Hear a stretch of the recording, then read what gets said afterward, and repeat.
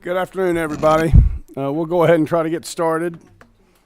I appreciate everyone being here today. This is the House Reapportionment and Redistricting Committee. Our plan today is to meet and have a hearing only on a proposed congressional map that has come over from the Senate, and also I think there's another plan that the minority leader wants to present. So we'll summon him once we get through. We're first going to recognize the chair lady from the Senate.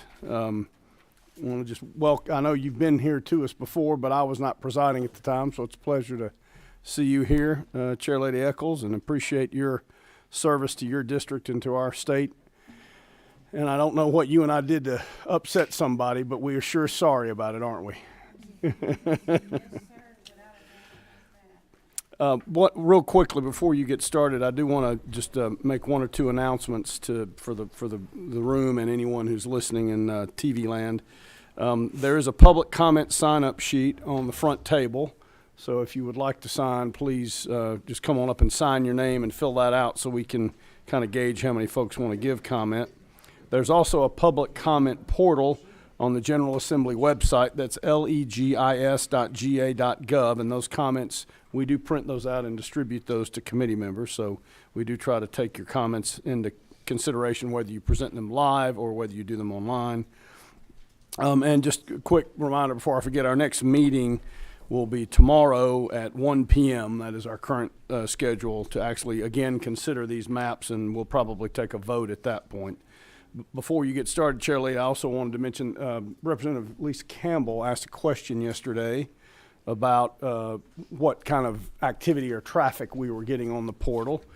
And Molly spent a considerable amount of time and effort kind of calculating just sort of where we're getting comments from. So we've had about a total of 419 comments thus far, and from a total of 37 counties.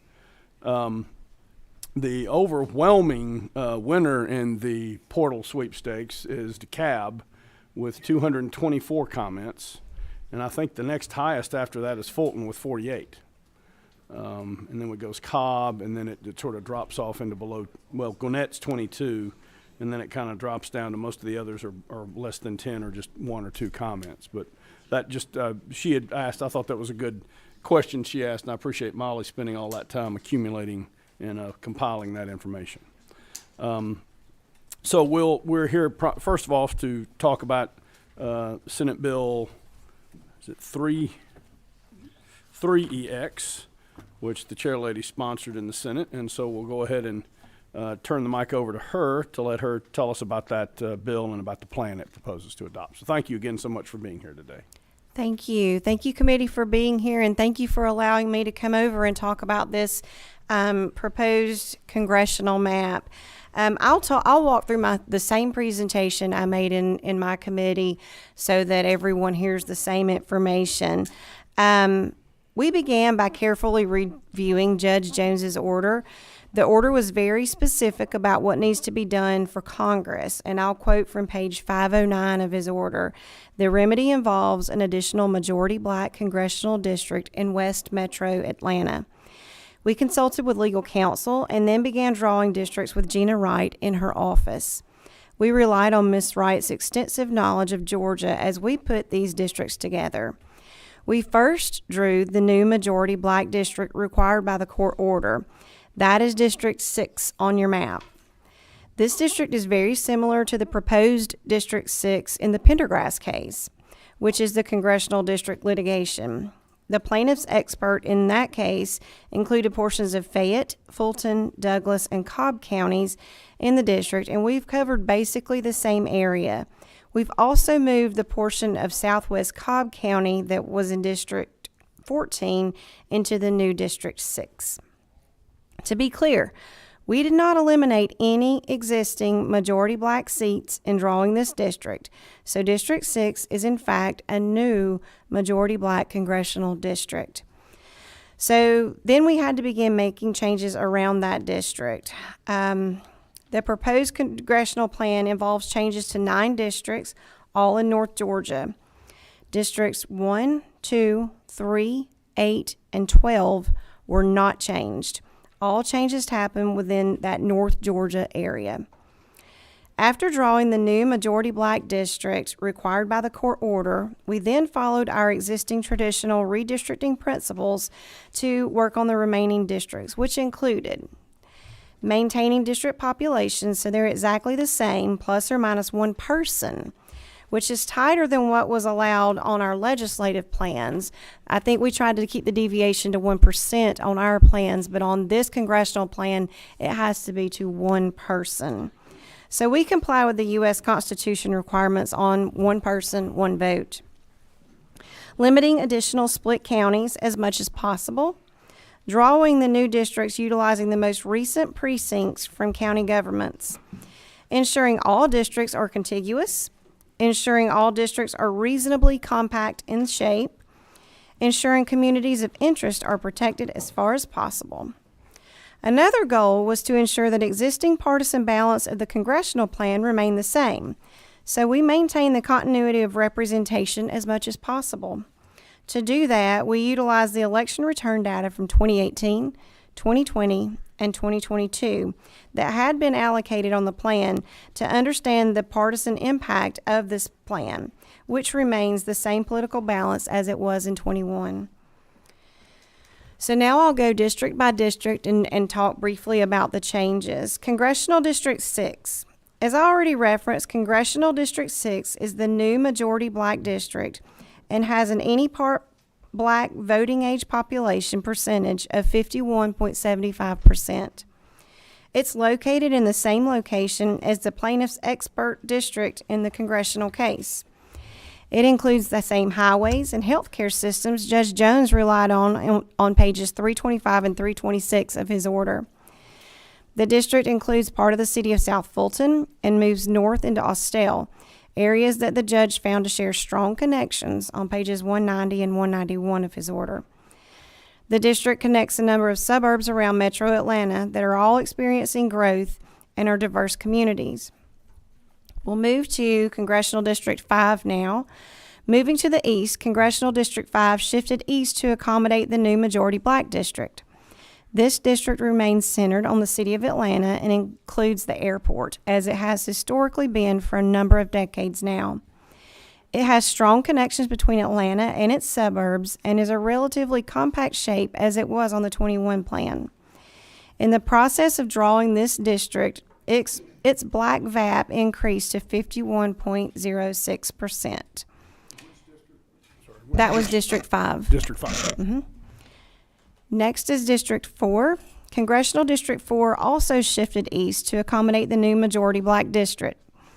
It retains a strong connection with I-285 and I-85 along the eastern side of Atlanta and has moved out of the farther eastern suburbs it previously had to track up I-85 and take in the Buford Highway corridor. It includes Dunwoody, Stonecrest, Norcross, Duluth, Chamblee, and Doraville, all suburban Atlanta communities that are growing and share a number of similar issues and interests. In the process of drawing this district, its black VAP decreased from just over 52% to 50.59%. But we do not believe that decrease will affect its political performance. Congressional District 13 is next. Because District 6 had to take so much of its existing Congressional District 13's territory to accommodate the required new majority black district, this district shifted significantly to the east. Notably, the plaintiff's expert had also shifted District 13 to the east, but had included a number of additional rural counties that didn't fit as well with the Metro Atlanta suburban character of District 13. We've drawn a better District 13 that begins with the portions of Clayton and Henry that had previously been in District 13 and stays in the Atlanta suburbs by taking in all of Rockdale and part of Newton counties, along with a significant portion of Gwinnett County. This configuration enables us to keep district anchored in Metro Atlanta instead of sending it far out to the east in rural areas. This configuration also keeps Conyers, Snellville, and Lilburn whole, all of which are suburban cities with significant shared interests given their proximity to Atlanta. In drawing District 13, its black VAP decreased significantly, but it remains a majority black district at 51.45%. Let me pause there for a minute just to be clear. This plan increases the number of majority black districts from the prior plan based on the numbers, and it adds the required majority black district in Metro Atlanta as required by Judge Jones. This plan includes 4 majority black districts, which is about 29% of the districts in the state. Moving to the other districts that were affected, you can see the ripple effects of these changes. I'll talk about Congressional District 14 now. District 14 shifts north in Cobb County after removing the territory that was added to the new majority black district and maintains its general shape, not crossing the mountains at the north part of the district as the plaintiff's expert had done, but instead maintaining the western character of the district. Next is Congressional District 11. District 11 also changes its split of Cobb to accommodate the new district and takes in Gordon County from District 14. In order to ease the burden on election officials, the split of Cherokee County that was previously in place remains the same. Congressional District 7. With all the shifting in Metro Atlanta and the wrapping of District 13 into Gwinnett County to maintain it as a Metro Atlanta-focused district, District 7 shifts significantly north to encompass much of the territory previously in District 6. It includes North Fulton and moves up to Lumpkin County. As I indicated, the split of Cherokee County is the same as the previous map, and the split of Hall County recognizes an important community of interest around Lake Lanier. The Forsyth Hall border is the lake, and people on both sides often share similar interests. Hall County is my home county, and so under this plan, the Speaker's home county and my home county are both split. Next is Congressional District 9. District 9 retains much of its prior character as a mountain-focused district and puts Jackson County back in the district, which is Congressman Clyde's home county. Because of the need for population after adjusting for the new District 7 boundaries, it includes portions of northern Gwinnett County like it did previously, but on a slightly different boundary.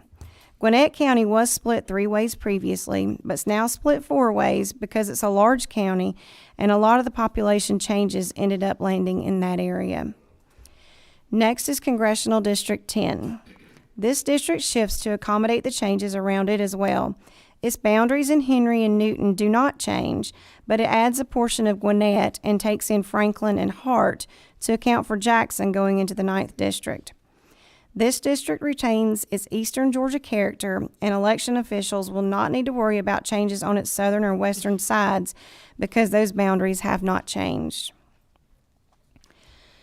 Other considerations. As with the legislative plans, we took Mrs. Wright's expertise into account in creating this plan. We also took into account the work on county elections officials who have to update the voter registration database. By drawing the map this way, we're working to minimize the amount of work required before the 24 elections where we can. This plan also does not eliminate any existing minority opportunity districts. Judge Jones was clear on page 510 of his order that we cannot eliminate any existing minority opportunity districts in drawing the new majority black districts. While he doesn't define that term, it's clear he's referring to existing majority black districts. On page 511, he refers to whether the congressional plan provides black voters with additional opportunity districts. There are also references to opportunity districts that clearly refer to black voters on page 106, 145 to 146, 211, 268, 417 through 20, and 427. Further, in the context of Section 2, a minority opportunity district must be a district where a single racial group is a majority. This congressional plan does not eliminate any existing majority black districts. Instead, it takes a district that is not a majority black district and shifts it north, where it remains non-majority black. To be clear, the Voting Rights Act protects distinct racial groups, not coalitions of voters. District 7 was not a majority black district on the 21 plan, and it is not a majority black district on this plan. So there is no concern about eliminating a minority opportunity district. Finally, like the legislative plans, it's important to remember that we believe our 21 congressional plan complies with the Voting Rights Act and are pursuing an appeal of the judge's order. That's why you will see language in this bill that reverts to the 21 plan if the appeal is successful. This mirrors language used by the Democratic majority in 2002 when the state Senate plan was not pre-cleared in time for use in that election. But if anyone's upset with how a district is configured, remember that we did not draw these districts this way in 21 originally, and we did not want to redraw these districts now. We're doing this because we were sued by democratically affiliated groups. And I have finished my presentation. I'm happy to take questions. Thank you, Madam Chair Lady. I think you've got a few questions here. Who's 26? Representative Alexander. Thank you, Mr. Chair. Madam Chair, the district court provided the state with parameters, outlined what an appropriate remedial map looks like. They even provided the General Assembly an example. Why did the majority party feel a need to draw just a whole nother map altogether?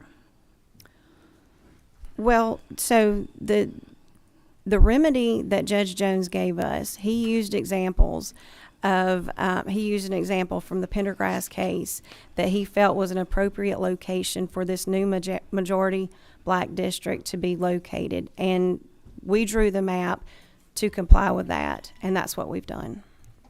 Further follow-up, Mr. Chair. So why, I heard you talk about District GA 13, and that shifted, you said, to the east. So why is it that the current GA 07 split up between 13 and 4 in this map?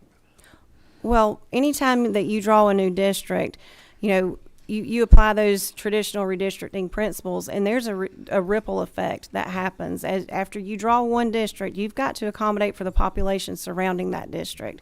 So that's why those districts changed. One last follow-up. I heard you talk about the opportunity districts and that you guys did not eliminate them. However, did the attorney provide any advice to you about protecting the coalition districts? So Judge Jones said that I don't know that we should ask her to disclose anything that her attorney said to her. I mean, that seems to impact attorney-client privilege, but to the extent there have been any public discussion about that, I mean, the lady can answer the question. Well, we just complied with what Judge Jones said to do. Thank you. Thank you, Representative Alexander. Chief Deputy Whip Scott. Thank you. Thank you, Mr. Chairman. How exactly does this map abide by the court's order?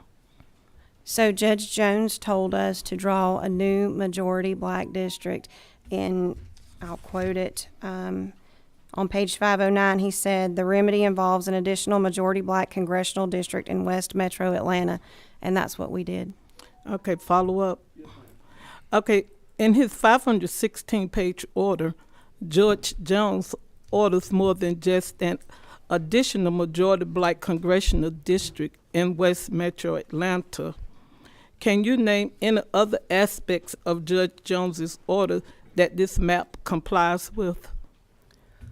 Well, in the remedy portion of his order that's found on page 509, that's where he tells us what he wants us to do, and that's what we've done. That's what I quoted just a second ago. The remedy involves an additional majority black congressional district in West Metro Atlanta.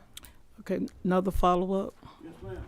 Okay, Judge Jones's order specifically says, I'm going to read starting from page 509, the state cannot remedy the Section 2 violation described herein by eliminating minority opportunity districts elsewhere in the plan. So the Republican eliminates a minority opportunity district, Georgia 07, Representative Lucy Macbeth's district. In an area not named in the decision, Georgia 07 goes from 67% minority voting population to 33% minority voting population. How is this map not a violation of the judge's decision? Okay, so this plan, I disagree with you respectfully. This plan does not eliminate any existing minority opportunity districts. As I stated earlier, Judge Jones was clear on 510 that we cannot eliminate those existing minority opportunity districts, but he doesn't define that term. He clearly is referring to existing majority black districts, but he never says that specifically. So we've complied because we did not eliminate any majority black districts. Okay, follow up. The 11th U.S. Circuit Court of Appeals ruled in the 1990 case concerned citizens of Hardy County versus the Hardy Board of Commissioners that minority coalitions are protected from having their votes diluted. They specifically said the 11th Circuit, citing Campos and Midland without elaboration, found that two minority groups may be a single Section 2 minority if they can establish what they behave in a politically cohesive manner. So why do you disagree with the existing case law from the 11th Circuit Court? Okay, so I think you're talking about some introductory language in that concerned citizens case. In the three-judge panel opinion issued in the Georgia NAACP versus State of Georgia case on October 26, 2023, the judges said this about the 11th Circuit's language in the concerned citizens case, and I'll quote, "Thus, the court's assertion about coalition districts was dicta. Whatever judicial opinions say, judicial decisions cannot make law beyond the facts of the cases in which those decisions are announced. For those of us that are non-lawyers, that means it's a statement that is not binding in lower courts." So to be clear, Judge Jones joined that opinion, which was issued on the same day in the Section 2 cases that brought us here to where we are in special session. So there's no binding case law from the 11th Circuit on the question of coalition districts. Okay, and my last one. Is partisan gerrymandering a traditional redistricting value or principle adopted by the committee? If not, why does the majority party's map ignore traditional redistricting principles such as compactness to maintain a gerrymandered political majority?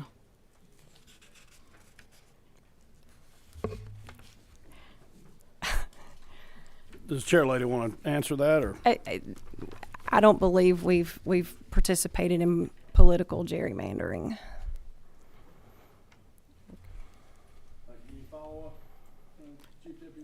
No, I'm done. And good answers too. I think we've got Representative 28. There we go. Okay. I don't have a card up here. It's missing. All right. So I'm is it 28. coming? Are you coming through? Sometimes Molly says you got to toggle these on and off. Try it again. Okay, I'm here. Can you hear me now? I got it, man. Let me turn you up a little bit. Okay. Thank you, Mr. Chairman. There Does we the go. gentlelady yield? Of course. Thank you. In the order of Judge Jones, it specifically says in the remedy, and I'm reading from page 509, the court also recognizes that plaintiffs and other black voters in Georgia whose voting rights have been injured by the violation of Section 2 of the Voting Rights Act have suffered significant harm. These citizens are entitled to vote as soon as possible for their representatives under a lawful apportionment plan. Therefore, the court will require that new legislative maps be drawn forthwith to remedy the Section 2 violation. Now, my understanding is that this means that more black voters in Georgia must have the opportunity to elect the candidate of their choice on the new maps. How many black voters are newly placed in black majority districts in the proposed map? I don't have that information in front of me, but the simple math is that we added one additional majority black district.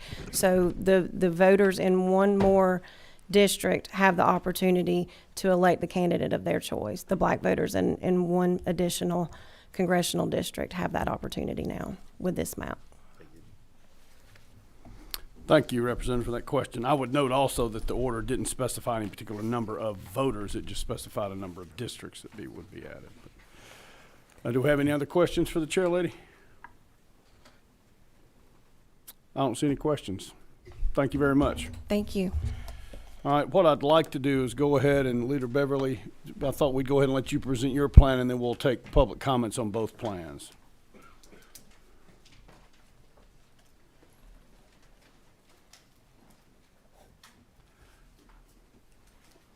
And just while you're getting up there, Leader Beverly, so the plan that the chair lady just presented, if you've got for the committee members and others in the audience, the plan is up on, well, they just took it down, but it was over there. And it's in these, on the sheet, it's the client, it's named Proposed Congressional Districts of Georgia, and the client is S049, and the plan name is Congress 2023, and that's the chair lady's map that she just presented. And the one that the minority leader is going to present to us is entitled GHDC and GSDC, Proposed Georgia Congressional Districts, and the client is H143, and the plan is GHDC-GSDC Congress 2023. So, Mr. Leader, when you're ready, you proceed. Mr. Chairman, thank you for giving us an opportunity to present our plan and for having a hearing. At the outset, I just want to say, just to the general public and to you, I want to acknowledge that you have been as fair as a broker as you could be.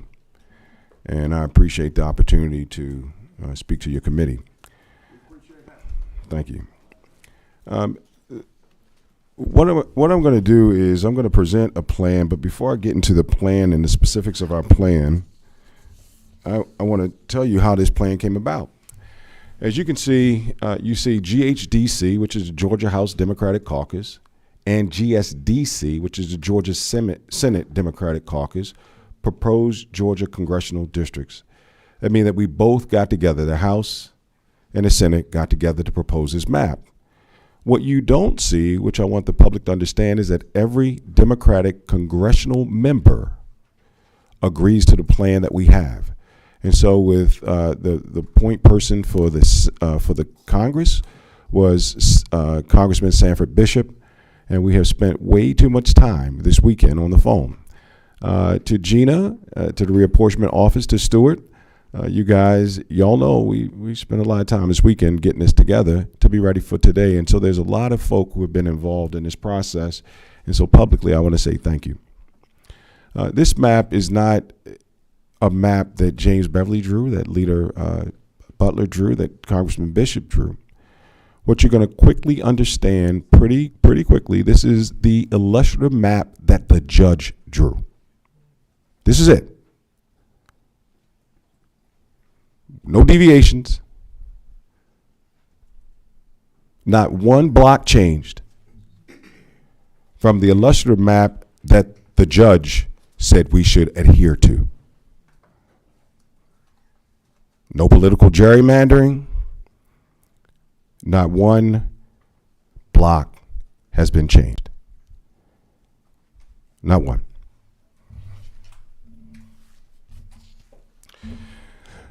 Georgia, as I said during the House presentation, has undergone a dramatic shift in population. The judge recognized, I suspect, for the first time in history, that we have a special session going on right now where the judge ordered that 5 additional House seats should be majority black opportunity districts. 2 additional Senate seats should be majority black, and 1 congressional seat based on the population that is in Georgia today. That was the judge's order. Our map for the Congress follows the judge's order, verbatim.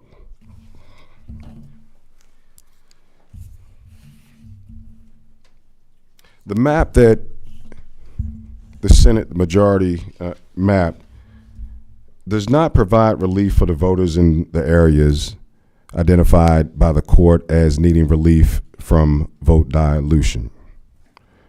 The court was clear in its instructions: create a new majority black district in Western Atlanta, where black voters have historically been deprived of their voting power.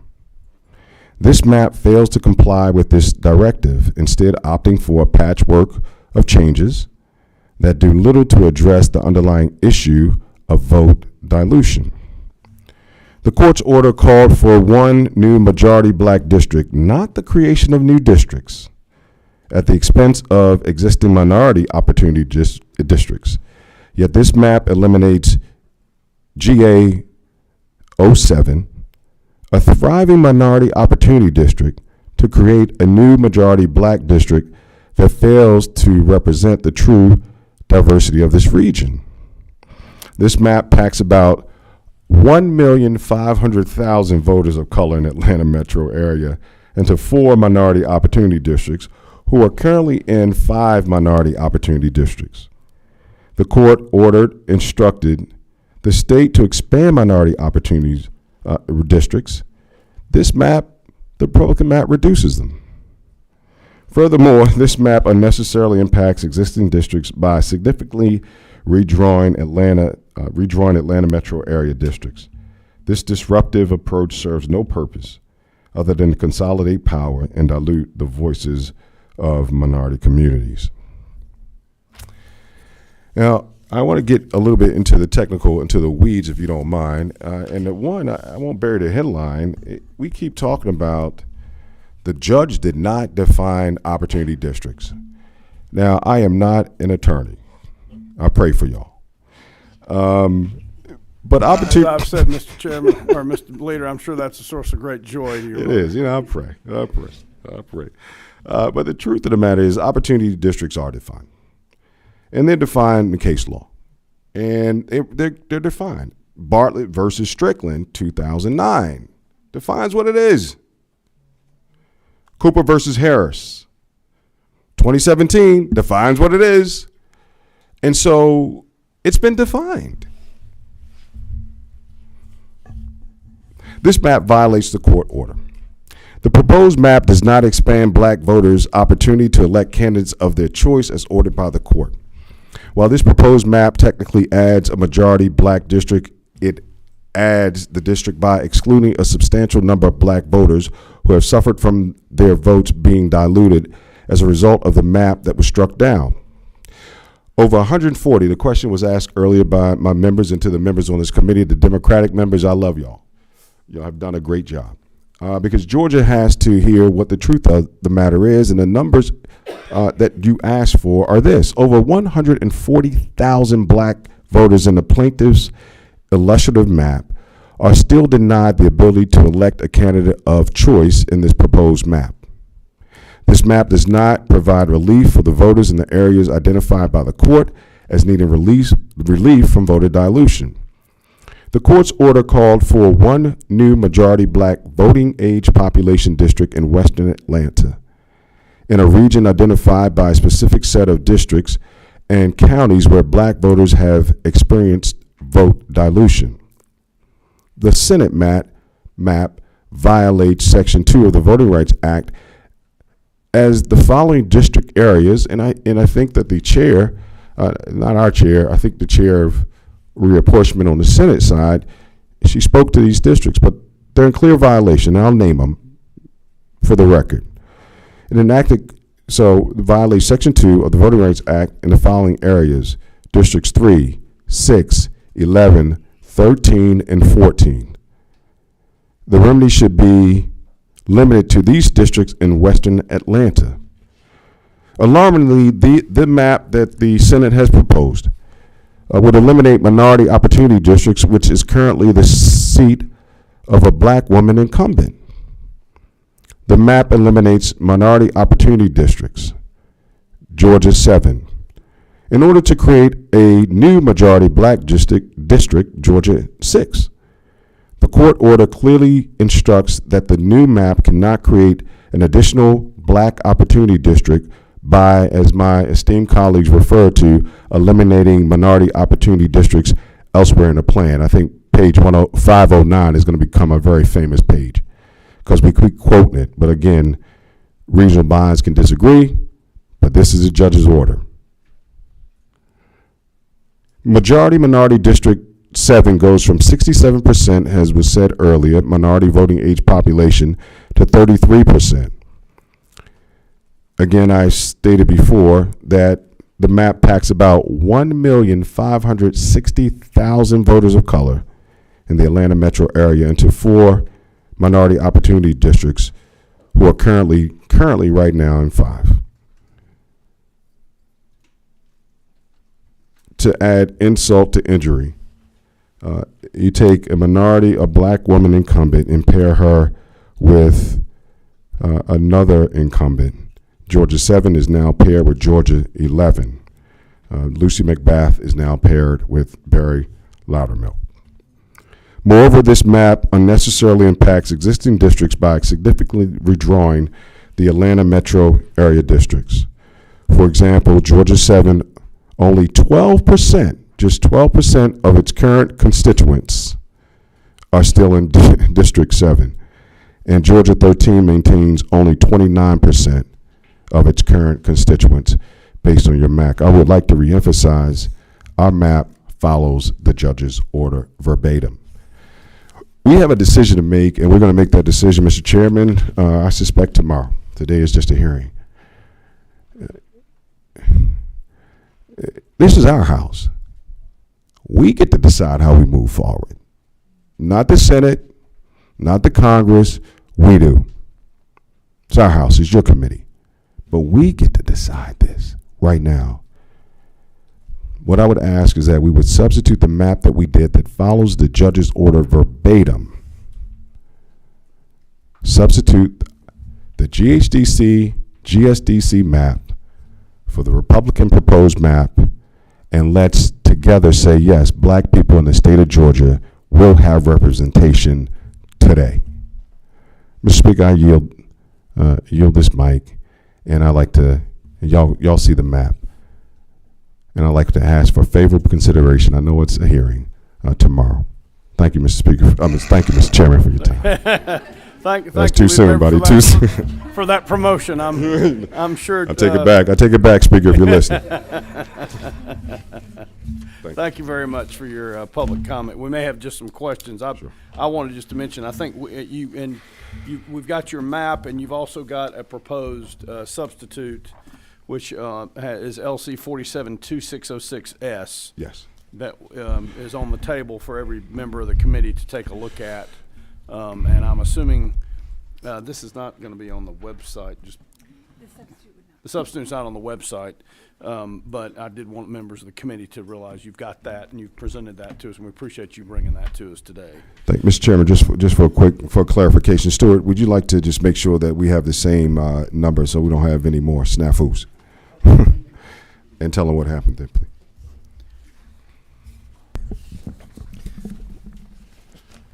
Yeah, so the substitute everyone has before you, 2606S, there's a mistake on all, the LC number listed on all the other pages is the wrong LC number, but the substance of the bill is the same. But the LC number on both of those it's the same substance of the document, and I do have another document with a correct LC number on all the pages if the committee desires to move forward with that substitute tomorrow. So the substance of all three exactly the same. The only difference between any of them is the LC number up on the top right hand corner. Thank you, sir. And I would say to your point, Mr. Leader, you're not an attorney, I am, and so is Stuart. So I wasn't going to point out the typo to everybody today because I didn't think anybody would notice it. But that's a point well taken. There is just a typo there with respect to the LC number on the subsequent pages. And I believe we'll actually have a substitute tomorrow that will have a different LC number, but it's the same text. It's the same text as what you've given us today. So I just wanted everybody, to the extent they wanted to look through that text, it's here for us today, and we appreciate you getting that to us. And as an attorney myself who's promulgated his share of typos, I wasn't going to mention that, but it's probably best that we did to clarify that in case somebody catches it overnight while they're looking at the bill. So thank you very much for that. I do see you got one question. Is that just that's Chair Smith, Chair Lee Smith. Thank you. Thank you for your presentation. Sure. This is just a question of clarification on your map. Yep. This one right here, when it says GHDC and GSDC. So did you use the Senate map as a basis for the House map? It's confusing to me. Yeah, thank you for the question. No, that was just because we are united in the map, and so the Senate had a version of this that they could have presented, exact same version. We had one because we wanted to make sure that we at least got a hearing on the map. So if the Senate was not going to hear it, then I would present. If they heard it there, y'all would just have the Senate over here today, but they didn't hear the map that the leader over there had, and that's why I commend your chair for giving us a hearing on this map. So that's why you have the two. It's both. So we both essentially agree. it was originated in the Senate, but you're using No, their it's- template? No. So the way in which the reason why it's GHDC and GSDC is because the House and the Senate agreed to this map. All right. Thank you. And so that was just nomenclature. Has nothing to do with anything else. No. It's just the nomenclature that we chose to use to signify that we're unified as we present the map from the congressional members. Thanks for clearing it up. Sure. Thank you, Chair Lee Smith. Representative Reeves. Thank you, Mr. Chair. I have two questions, one about the substitute and one about incumbent pairings, if I may inquire with Mr. Democratic Leader Beverly. I did want to say on the substitute, I've got a map from the House and Senate Democrat caucus. I've got a substitute and that LC number, that'll get straightened out, but I've got both the map and the substitute, so we've got it in front of us. It says substitute on there. It's clear as day to me, and I would hope everybody else on the committee. So we're good on the paperwork with that clarification from Legislative Council. You mentioned incumbent pairings. You say on Senator Eccles' map and that Representative Loudermilk and McBath are paired. Would that be in District 11? Yeah. So the way in which they drew. So to answer your question directly is I don't know is it District 11, District 7, but they're paired based on analysis that we run on the map from what Okay. Senate has put out. Okay, and Senator Eccles' map, Oh, Senator. Congressional District 11 is Gordon, Pickens, Bartow, Cherokee, and Cobb, North Cobb. Okay, gotcha. Yeah. Okay. got Okay. it. Yep. So I know Congressman Loudermilk lives in District 11, Bartow County. He served in the legislature before he went to Congress. We know his residency. Where does Congresswoman McBath live in District 11? That is a question for her. I have no idea, and I just don't know that. This is analysis that guys up there, they get it wrong all the time. Okay. But this is analysis from what we did on what your map is. I have no idea where she lives. You and I are in the same boat on that one. Okay. And That's I funny. live in Gwinnett County, right across from Johns Creek, which is current District 7, I believe. So we'll leave that question out there. And then the second incumbent pairing, I'm looking at Democrat District 9 and Congressman Rich McCormick lives in Swanee in North Gwinnett. Congressman Clyde, although he runs a great business in Athens, lives in Jackson County. So isn't it true that the Democrat map pairs Congressman McCormick and Clyde? Again, without reference to where those folk live, I couldn't answer that intelligently, so I wouldn't hazard a guess at this point. Okay. They overlap with my district, and it's my understanding Democrat District 9 pairs those two incumbents. One of whom is a doctor and military veteran serving on those respective committees. The other one successfully fought the IRS and won, and I think pairing them in the same district is something that would bother a lot of people in my area. Thank you for the statement. But again, this should not be lost on anyone in this room, in the state of Georgia, across America, is that this map is not about incumbent pairings. It is about having black folk have representation in Georgia, which we failed to do 2 years ago, and now we have to correct it. It's not about incumbent pairings as it relates to this. It's about black people having representation. And so that's why we're here. We're here because a judge ordered that one congressional seat, black folks should have a representative that they don't currently have. 2 additional Senate seats, black folks should have 2 representatives where they don't have. 5 additional House seats that black folks should have represented where they currently don't have. This is not about incumbent pairings. It is about having representation and not diluting the vote of black folk any longer. All right, thank you, Leader. Hold on, we got, Mr. Reeves wants another swipe at you. One follow-up on that. Yep. If it is true that Congresswoman McBath lives in Cobb County, new District 6, which covers South Cobb County, wouldn't that be closer to where she lives than her current district? And that is new District number 6 under Senator Eccles' map is a majority black district, whereas her current district is not. We followed the judge's order directly, and it's the illustrative map that the judge ordered that we agreed, the House, the Senate, and the Congress. We have not deviated at all. This is the illustrative map that the judge ordered. Thank you, Mr. Leader. I would take issue with one part of your phrasing there, is I don't know that the judge necessarily ordered this map. This map was produced by the plaintiffs as an example of how you could draw a district to create another majority black district in West Metro Atlanta while still complying with our traditional redistricting principles, and the judge found that to be persuasive. I don't know that he necessarily ordered us to adopt Mr. Cooper's plan, but certainly as to District 6, that is very instructive, and both plans do largely adopt the same new majority district. I think the issues we have is over what is the use of the term opportunity district, and to what extent are we obligated, or what are our obligations to the extent we have to change other districts in order to put the new district in there. I think that's where we have some difference of opinion to be.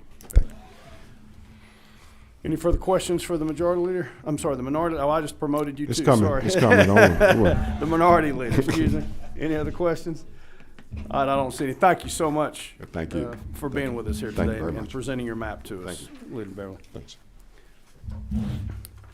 All right.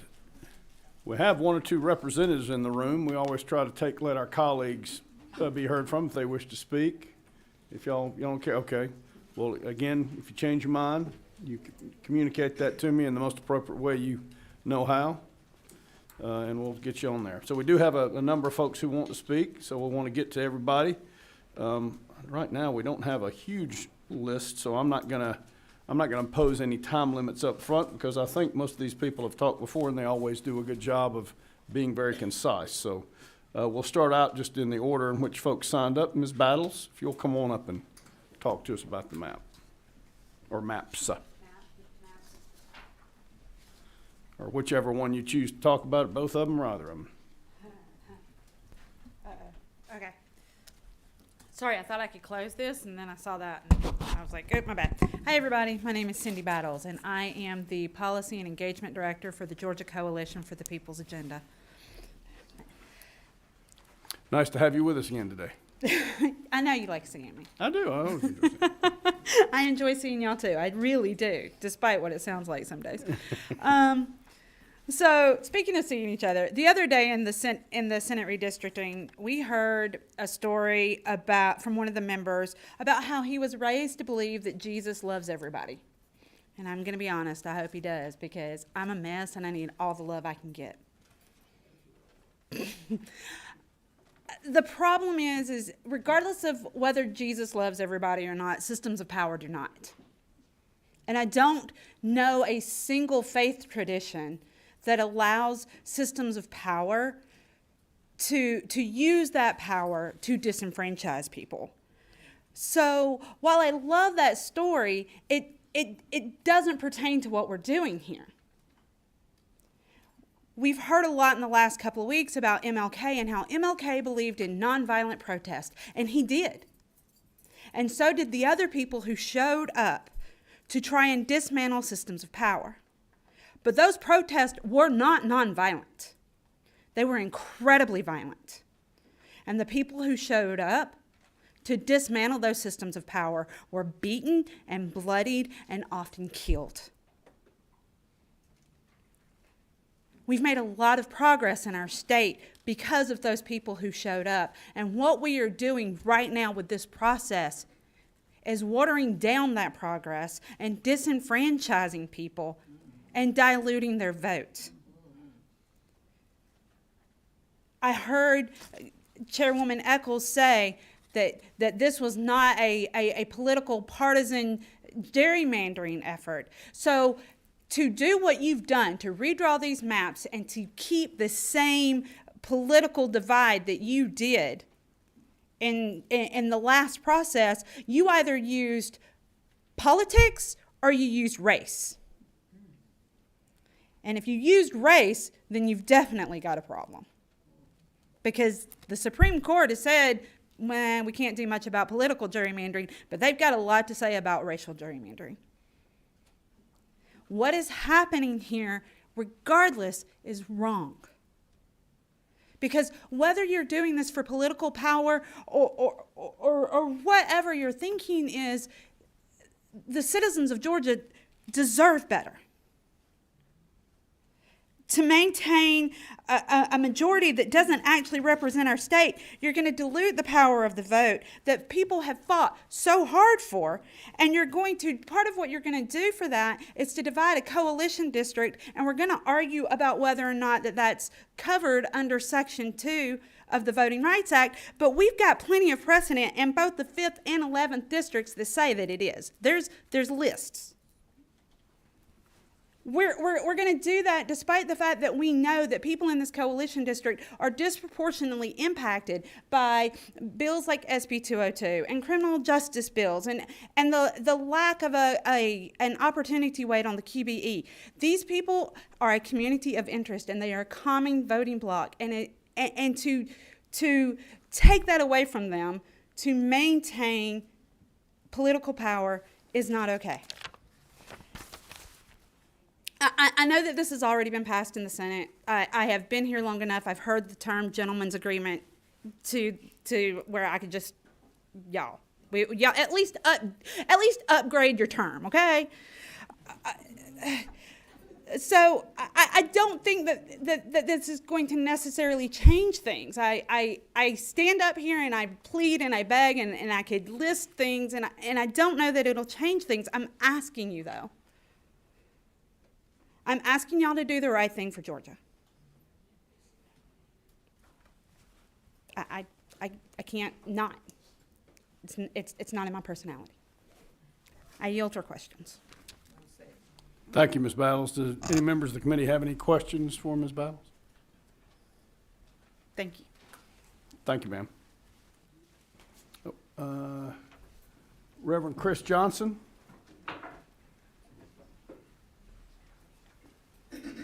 Reverend, the mic should be on up there. Just when you're ready, you proceed.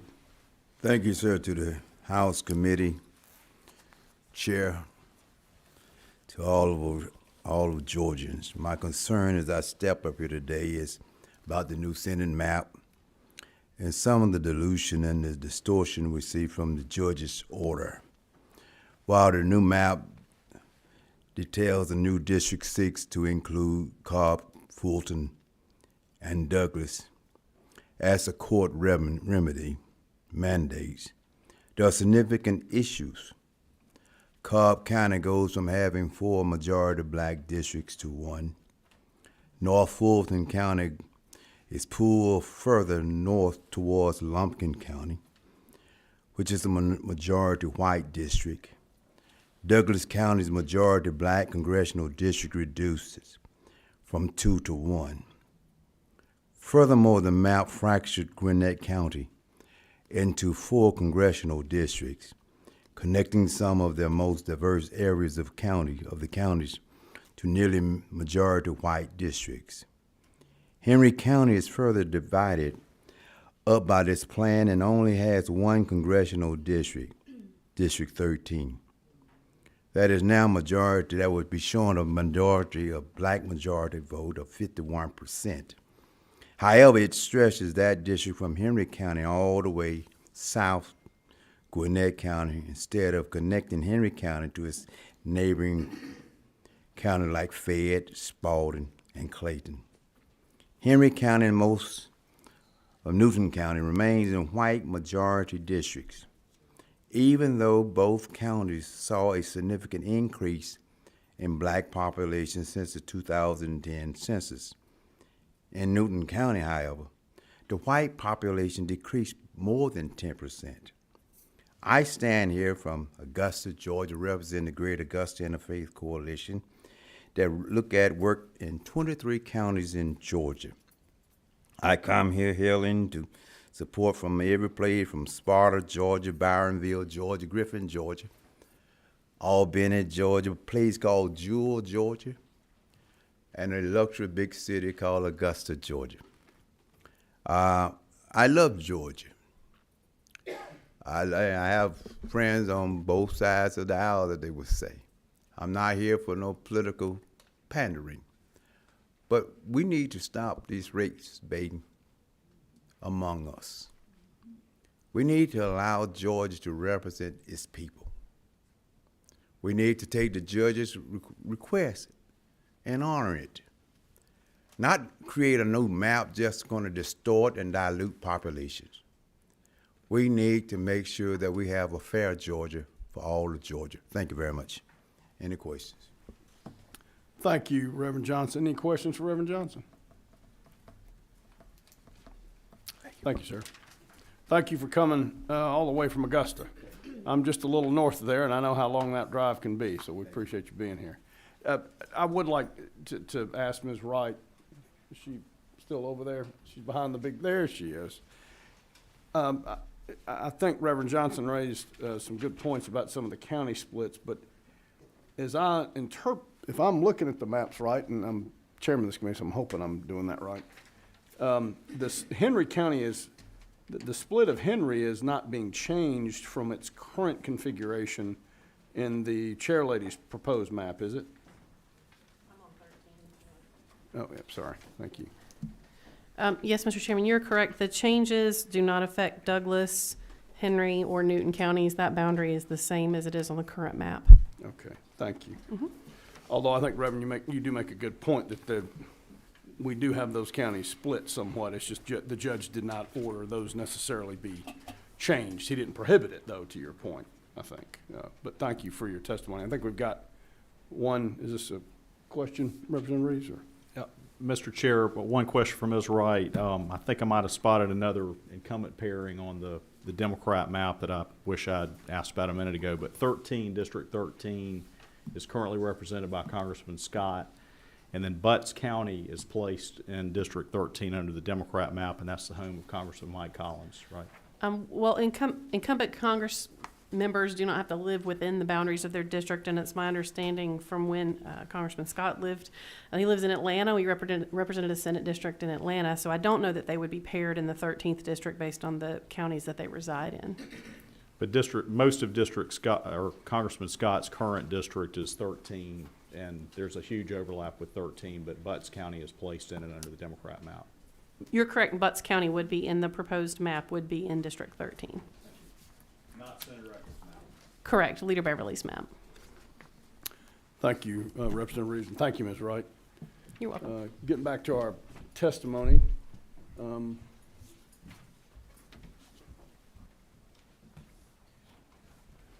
Ms. Anna Dennis with Common Cause. Good to see you again, Ms. Dennis, and I'm sorry I forgot the correct pronunciation of your first name, so thank goodness I have someone to help me with that.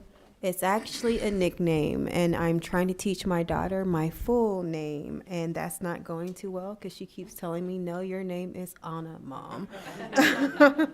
But that's better than her saying Selah's mom to me. because that's how she addressed me to myself and to everybody else. But good day, committee and chair. Thank you all for having me. Again, I'm Anna Dennis, the executive director of Common Cause Georgia, and I am without heels on, so I am standing on my toes today because I'm short. But so we're here today to talk about those Senate maps. And for many decades and many cycles, Common Cause has worked on redistricting, fairness, transparency. And through those many cycles, we've seen many maps that have been presented by different types of, entities. And what we've noticed is that with these maps here, that there is a blatant disregard of traditional redistricting principles. And we do believe that the maps limits the destiny of people of color, particularly Black people of color, to have opportunity to elect those in their communities. Also, with these maps, there is a four-way split of Gwinnett County. Gwinnett County is one of the most diverse counties in the southeast of the United States. It is a multifaceted county, with diversity, ethnicities, many issues that impact so many people and so many resources that happen there. And we do believe that folks in that county particularly, they want cohesion. They want their voices to be heard. We do know that there's already a split there. That's a three-way split. But increasing that split increases the divide. And we do believe what Judge Jones wanted, our legislator to do is to create wholeness and to create unity in places by drawing fair maps. And that's not what this map presents. So with that being said, we do have principles of belief at Common Cause that we need to be able to do it together. For the last, 2 weeks, I've been talking about this concept of independent redistricting commissions and advisory boards. And we do this across the country because we believe that fairness and mapping process is of the people, by the people, for the people. And as a people, that means you, me, everyone sitting in this room, that we can do it together as advocates, community members, electeds. We can get it done. So we do hope that this legislature would move forward in the near future and re-envisioning what redistricting and what mapping processes looks like, and take the politics out of it and put it back in for the people and by the people. Thank you. Sorry. Any questions? Thank you, Ms. Dennis. Any questions for Ms. Dennis? I don't see that you have any, but thank you very much for your testimony. You mentioned not having heels on. I just learned from Representative Camp the expression, "I'll take my heels off," so I hope it wasn't intended in that scenario. Apparently that's an indication someone's about to start fighting. So. Octavia Coleman. Ms. Coleman, as you walk to the podium, I know the first question is, where's Chair Lady Coleman with you today? She allowed me to attend today. Did she? Well, on my please, own. please let her know we appreciate her letting you come all by yourself today. But we miss seeing her, but I'm sure she's probably a little happier where she is. So thank you again for being back here. No, thank you. I'm going to pivot here. All right. So again, good afternoon, and thank you to the committee for hearing us today. Again, I am Octavia Coleman. I am a resident of Henry County, director of the Central Georgia Democracy Center, and advocating for the constituents of Congressional District 13. So previously, Congressional District 13 was portioned in Cobb, Clayton, Douglas, Fayette, Fulton, and Henry counties. And the new proposed map, the Senate proposed map, shrinks us down to Rockdale, Newton, Henry, and Clayton County, portions of those counties, of course. And I'm afraid that this carving and shrinking is more racially harmful than it was before. From attending these House and Senate redistricting committee hearings or meetings this special session, there is a resounding sentiment, a reoccurring sentiment, that these maps, the suggested maps, the proposed maps, do not meet the requirements of the judge's mandate. and I agree. The normalization, again, of black poverty in Congressional 13. And when I say the normalization of black poverty, I am namely speaking to descendants of American slavery.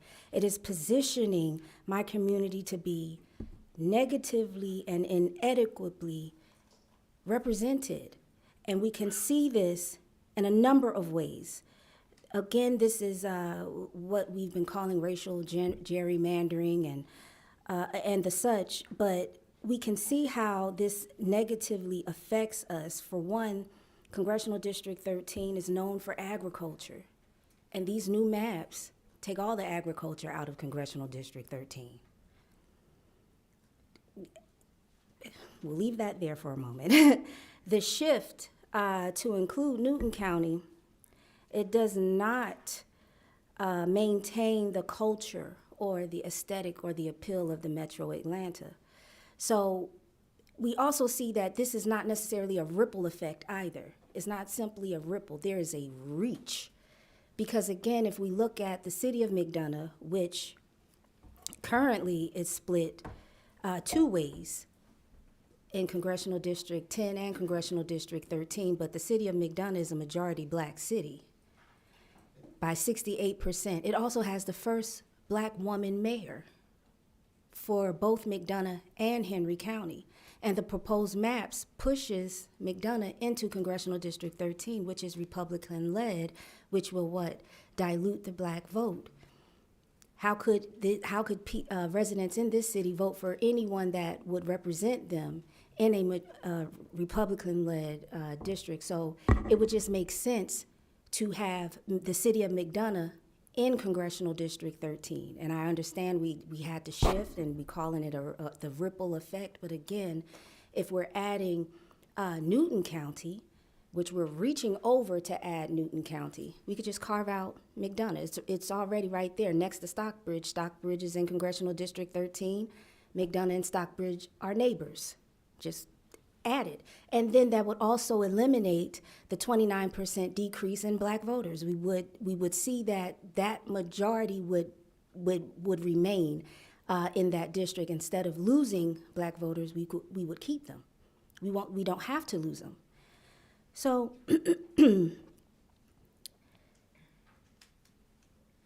I want to sort of tie in here. Now, in 2019, I did research for Black maternal wellness, and my research spearheaded the call for medical providers across this nation to check their bias. And I want to say this applies here because that research identified identified implicit bias and benign neglect as threats to public health. So this is why it called for medical providers across the nation to check their bias. And we're asking that you guys check your bias here as well. Something that I've noticed in sitting in these committee hearings or meetings is that for every vote, the white voters are voted for the passing, but all of the black representatives and senators did not.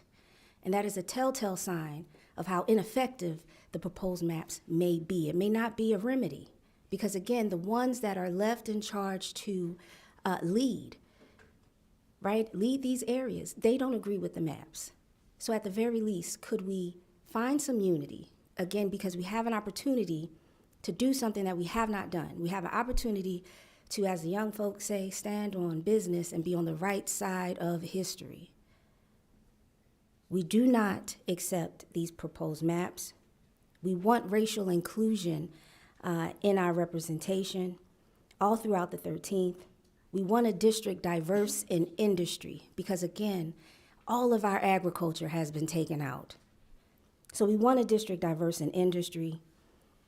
And of course, we want the city of McDonough within the Congressional District 13.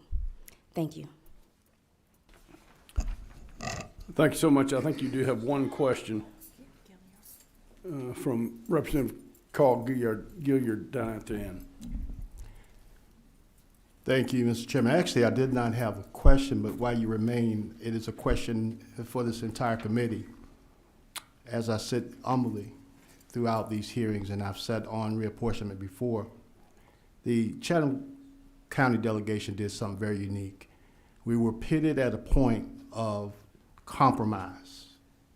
We had to look at if we could compromise for the greater good of Chatham County. And so Democrats and Republicans got together so that our maps or bill would not go to the general voting at the well. We worked it out together. As the young people say, I'm just saying that we're here now. We're going through this protocol. Mr. Chairman, you have done a tremendous job of your spirited, your tenacious focus of hearing everyone and even making the appeals. But what I cannot understand, I'm in a Proverbs 3-5-6 moment. I don't understand that as committee members, we come here and we're hearing. We got the Democratic map, we got a Republican map, and no one is compromising for the greater good of the people.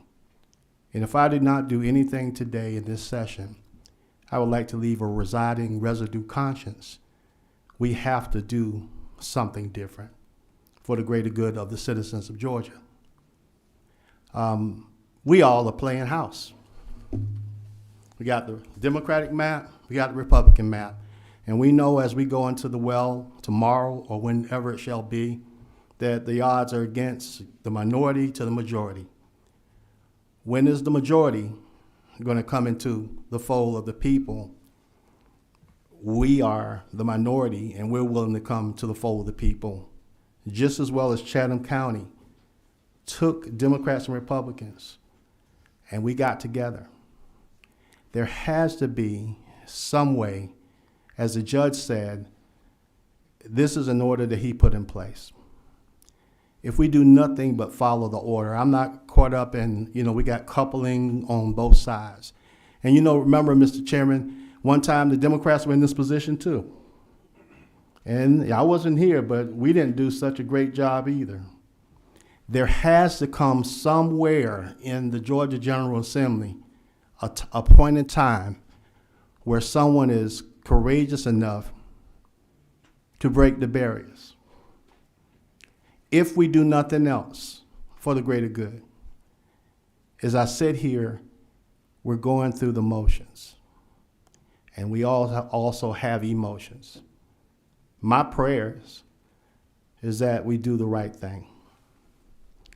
The judge said maps of color. I rarely say anything, so just bear with me. It is not good for the greater good of Georgia. We are different than Washington, D.C. I just believe. I always tell people we can agree to disagree.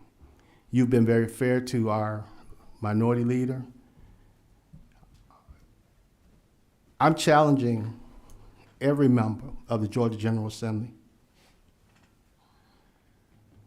We do something different. We do something that has courage. Why do we have to go into the chambers tomorrow and be right down party lines? Why can't we do something courageous and do what we need to do for the people of Georgia?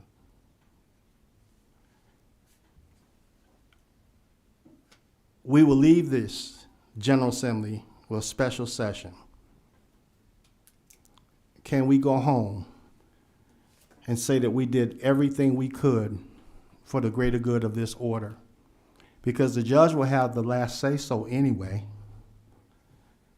Why can't we compromise?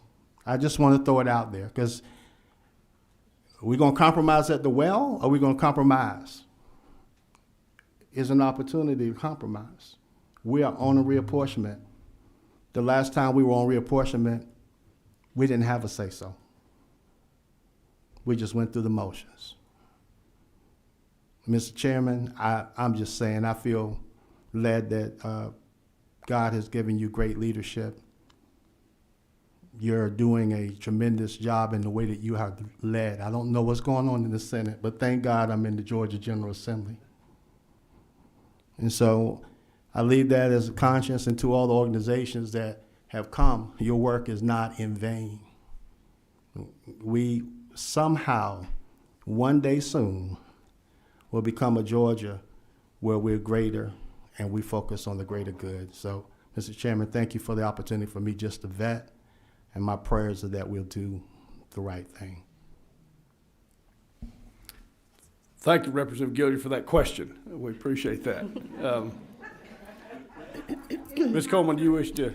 I do have a question for the Democratic Joint Committee maps. Is that on the website, or where can we find that? I believe they are on the website, yes. If you look on the website, actually, maybe it was right, would be better to answer that, but I believe it's on the Proposed Maps tab under there. It would be, so how is it entitled? It's under the proposed plans tab, and it's the. So you go under propose, you go to the where the Georgia General Assembly website, there's a joint offices link that you click, and then you can go to the reapportionment office. And then there's a proposed plans tab kind of about halfway down the page. And then there is it's actually at the top of the 2023 draft maps. There's congressional districts, December 23 House and Senate Democratic caucuses. And so you can then link to get the maps, and it's got the state at large. I think it's got the metro area, and then it has, I think, Augusta and maybe one or two other metropolitan areas. And then it's got, data, tables of data that you can look at. So you can check that way. Well, thank you again, Ms. Coleman, for coming back and giving us your testimony today. Kelly Persons. Good afternoon, Ms. Persons. Good afternoon, Mr. Chairman and committee. Oop, I'm short, so I'm going to do the sideways pose over here. I told you I'll be back. Sorry it took a minute. I got the capital cooties, as everybody seems to be getting around here. So thank you very much. And I just wanted to say thank you, Representative Gillard, for that comments that you make. The League of Women Voters of Georgia, that's the group that I represent, we support independent redistricting commissions in all levels of government. We think that's the most fairest way to draw these maps. We've worked for quite a long time with our friends Common Cause and the Georgia Redistricting Alliance, helping to push for that. So we will be definitely coming by to talk to you on that aspect of it. So particularly for us today, since the start of this special session, we've made two requests of you all as a deliberative body. The first one is that changes to the maps be limited to those required by the court order. And the second one is that the committee should reject any and all attempts by members of either party to incorporate changes for partisan political purposes. When reviewing this map, particularly Senate Bill 3EX, we actually find it that it does not comply with the judge's order. We are also concerned as an organization that's dedicated to voter education and voter empowerment that the least amount of voters that can be moved or disturbed is what we need to aim for, just for the sake of voter clarity, voter education, and limiting that movement as much as possible. We are once again asking you all to review and revise these maps to make sure that they conform within our two very specific asks. And as you've already heard from other speakers, we know Georgians deserve a better process. We hope that we get a more fair process in the future as we go through this. And Mr. Chairman, if you'll allow, I do have a question on the portal. I'm very happy that you gave us those numbers. We have 12 chapters across the state. I sort of want to start a little fight between our chapters as to who can get the most comments. Is there a deadline, or when do y'all expect that public comment portal to be closing? That is a good question. I do not know the answer to that. Do we know? Our guess, and that is all it is that it would stay open until the session ends. Okay. Which hopefully is going to be sometime fairly soon. Well, we will try our best to bump up some of those numbers for you guys. I think that's a great competition to start. So. Thank you all very much. Thank you. Mr. Lawler, Ken Lawler with Fair Districts, Georgia. Yes, that would be fine.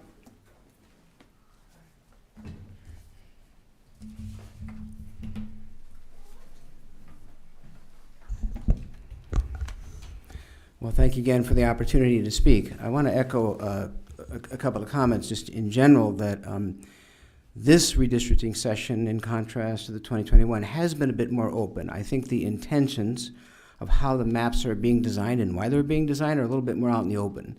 That's a good thing. Now, we don't agree with how those maps are being designed, as we will discuss, but I just want to compliment, and I mentioned this over to Chair Eccles as well, but I think we're getting a little bit better information about why the maps are being designed the way they are. Let me then look at, we've got in front of you two scorecards. You're probably used to reading our scorecards at this point. I think everybody has those. One scorecard is for the Senate Committee Chair's map for Congress, and the second page is our scoring on Leader Beverly's, the Joint Caucus proposal on Congress as well. So I'll address both of those scorecards. Again, when we started this process, we articulated our view that we should be implementing the remedy and avoiding any and all partisan political considerations. We know that's not the opinion of other folks, but that's our point of view as to how this should be done. Again, we have applied a two-part pass-fail test. This microphone is doing weird things. Two-part pass-fail.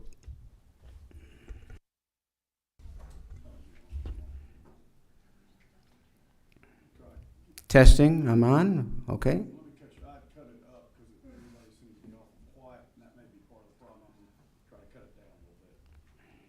I won't take that as an offense, then. I'm happy with it. So as long as you can hear me, that's what matters.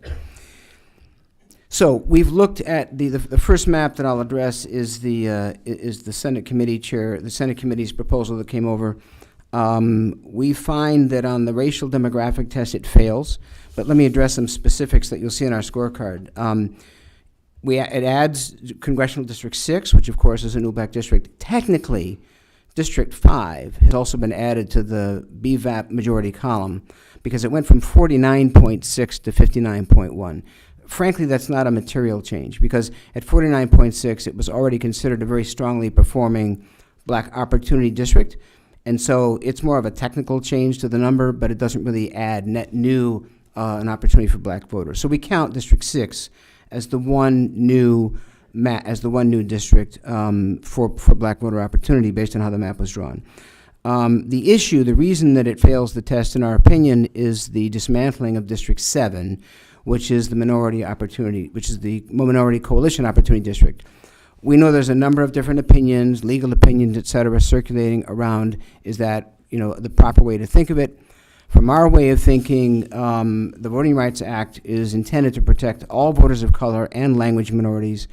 District 7, as you've heard the statistics, was 67% minority population. Now it's down to 33%. So it's very clearly was a strong minority opportunity district. And I'll let the lawyers and judges decide about which case is going to prevail. And I'm not going to get into those conversations. It's above my pay grade. I'm not a lawyer either. Sometimes I wish I was, so I could be more articulate about these issues. But our point of view, again, is that district being dismantled as a minority opportunity district is an issue, and we think it fails our view of the test in terms of does it address the racial demographic issue that ordered by the judge. The judge very clearly did write minority opportunity district. We think that language was distinct for a reason, that it was addressing all minorities that are protected under the Voting Rights Act. We'll let the judge have the final say on that, but that's our point of view. Frankly, the issue, this map fails the partisan test for the same reason, in that it appears to us that the reason District 7 was being changed in the first place was to maintain the partisan balance. That's exactly what Chair Eccles said in the design of the map, that it was intended to maintain the current partisan balance. Again, we think that should not be happening at this point in time. We have tried to avoid expressing opinions about the overall balance of these maps. We did that 2 years ago. I'll raise that point again in a minute, but at this juncture, we believe that political considerations should be off the table, and this map should be about implementing the remedy. So, again, we give this map, unfortunately, 2 fails, so it's really not, it's the worst one we've seen, to be honest with you, but it basically fails the test on both counts. I'll now address, let me address the other map that Leader Beverly proposed. This is a pretty simple analysis. Passes both tests. It adds District 6. There's no change to the black influence districts, no change to the minority districts as a whole, and we don't see any changes in this map that are for obvious partisan gain. So our view is it's a clean pass on both. It passes the test, passes both tests. I want to make a comment that I don't want people to view this as, oh, these people are just trying to help the Democrats get elected here. That is, we're a nonpartisan group. I will mention that members of this committee may remember that in 2021, when we looked at the two proposed congressional maps, we had one from the, I think it was started on the Senate side as well, and then we had another map proposed by the Democratic caucus. I was actually the one who spoke about those two maps in the Senate, and I said, I don't like either one of those maps. They both went too far. The better map was the one in the middle that we didn't have. An 8-6 map, in fact, at that point was the best map. We had one proposal that went too far one way and went the other way. So we basically said, no, that's not where this map should lie. I'm not making that point here to say, let's get back to an 8-6 map because that's the fairest map. Political considerations are off the table. I'm just making that point to say we are trying to be as nonpartisan as we can. You've already seen us give a failing grade to one Democratic map that came through this committee. So I'm just trying to put in context why we are expressing our opinion the way we are. What we see happening, obviously, is this whole notion of trying to maintain the partisan balance in these maps, which we think should be off the table. It should be off the table because it's an example of what we call mid-cycle redistricting. And I think I mentioned this the other day. Mid-cycle redistricting is the term we use that means you're changing a map specifically for political gain without waiting for a census and without responding directly to a challenge from the court. Here the maps are being changed in response to a challenge by the court order.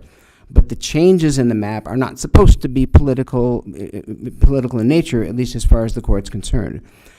We are concerned about mid-cycle redistricting because we have a nasty history in Georgia of doing it. Since 2006, there have been 64 districts changed in mid-cycle redistricting in 3 major waves. This will now be the 4th.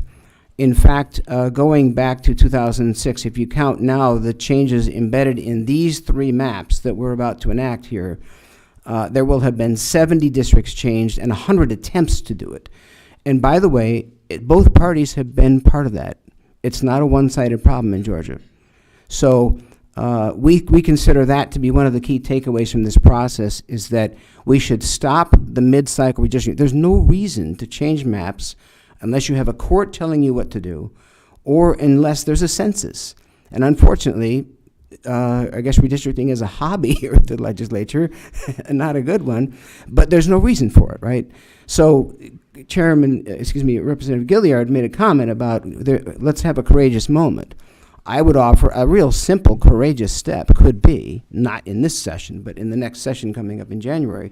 Why don't we take up the question of, can we have a simple law passed that bans mid-cycle redistricting? It should be a simple, both parties agree, nobody wants to be on the winning or losing side of these things, and that's a place where we could get started down the path of a fair process. And it's a simple, easy change. I'll say it's easy, nothing's easy on redistricting, but it would be an example of a simple change that I think perhaps both parties could get behind as showing Georgians that we do believe in the long run we can make the process more fair. I want the commission to, it may be beyond my lifetime, I'm not sure, but ban on mid-cycle, let's talk. That'd be something we could do. Again, thank you for the opportunity to speak today. Happy to take any questions. Thank you, Mr. Lawler, excuse me. That happens a lot, I'll tell you. I didn't mean to call you names. No, I want you to know I would accept that title if if it was legitimate for me, but it isn't, you know. Sorry, I just had trouble with the 2 copies. I get right it. there together. Yeah. Thank you for your testimony. Do we have any questions for Mr. Lawler? I don't see that you have any questions, sir. Thank you for your testimony. And although I don't agree with a lot of your testimony, I also don't agree with your statement that you're not articulate. You always do a very good job making presentations to the committee. We appreciate the degree of professionalism you bring to it. Thank you. So thank you. Jennifer Lee.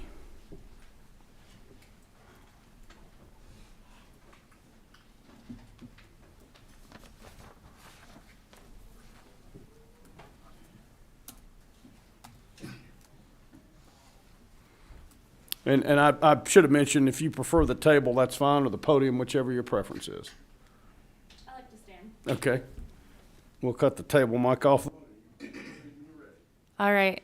Hi, my name is Jennifer Lee, and I'm the Policy Director at Asian Americans Advancing Justice Atlanta. We're a nonprofit legal advocacy organization dedicated to protecting the civil rights of Asian Americans and other immigrant communities in Georgia. I wanted to talk to you today about the changes to Congressional District 7. Our offices are located in Norcross, which is currently in Congressional District 7. And the new proposed maps do have a new line very close, I believe, following I-85 that I have some concerns about. We have a lot of staff and legal clients and community members, although we work statewide, in the area, in Norcross, and also in Lilburn and Duluth, up to Duluth. And for those of you who are not familiar with the area, I know some of you are from that area and are familiar with it, but it's a very special place. It's extremely diverse, racially and ethnically diverse.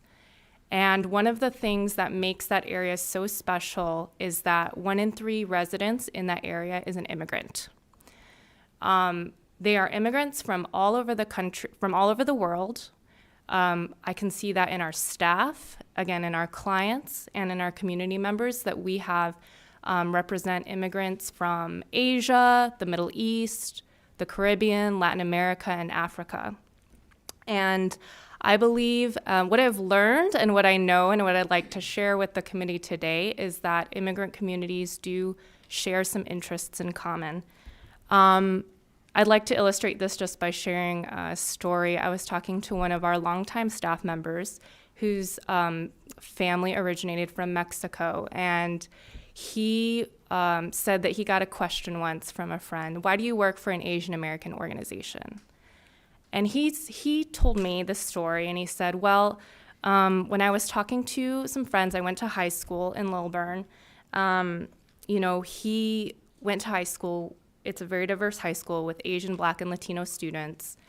And he realized that his experience when he was a child, his parents did not speak English very well, and he often had to translate for his parents when dealing with utility companies or other types of administrative procedures, that he had that shared experience with his Asian friends and Black immigrant friends.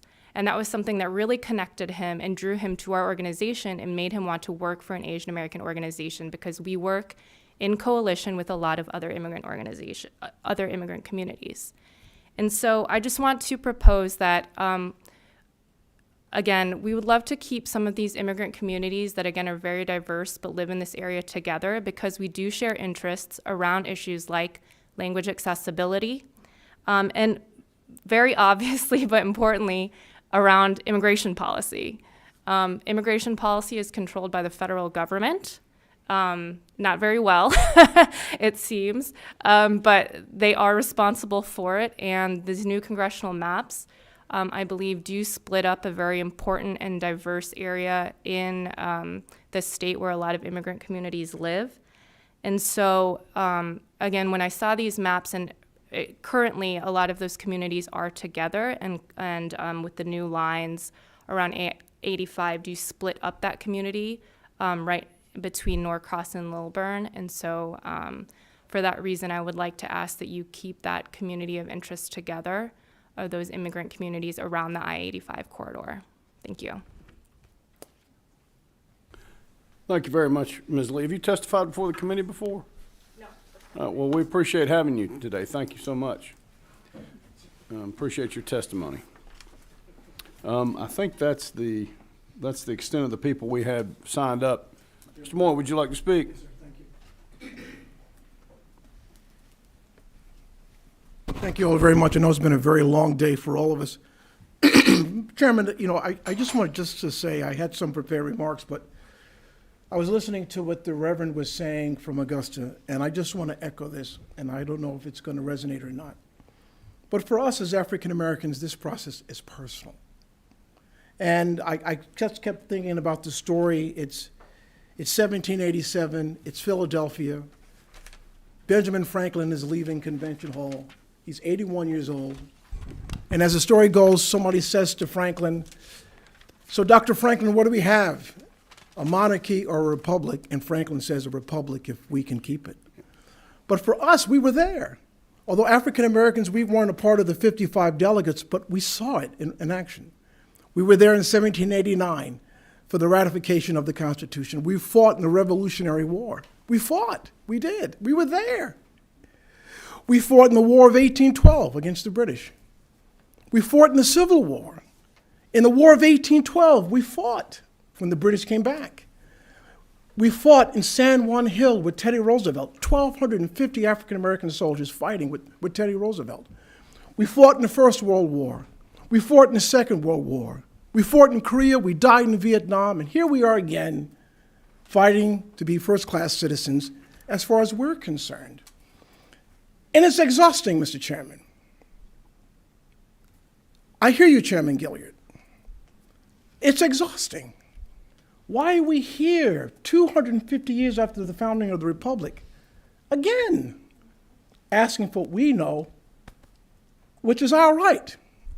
I love my country. I'm an American true and true to the by and by. I can trace my ancestry back to the 1800s in South Carolina. Authentically American, and we love our country.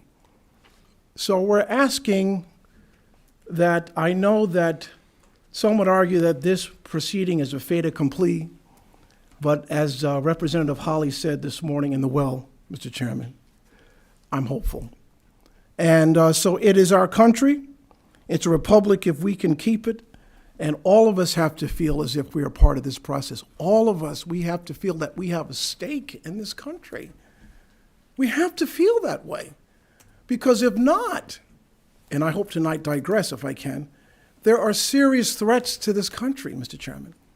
There are people who are looking at us divided in all parts of the world, and they are capitalizing on this, on our division. If we want to remain a superpower, if the 20th century was the American century, and it was, and if we are to lead the rest of the world and say with authority, as we say to other countries, then we have to get this right.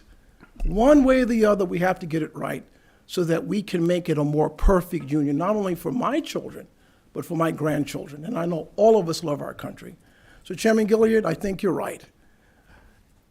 Let's find a way to make this thing work for all of us. And if I was a member of the legislature, I'd say, Mr. Chairman, I yield back my time. Thank you. Thank you, Mr. Moy.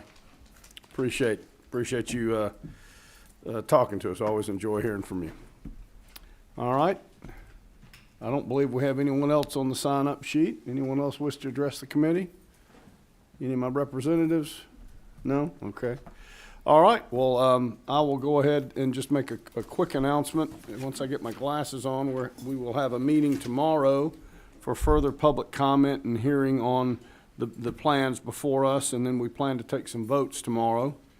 And that meeting will be at 1 p.m. unless something happens to change that scheduling with respect to floor sessions or what have you. But we plan to be right back here tomorrow at 1 to take some votes.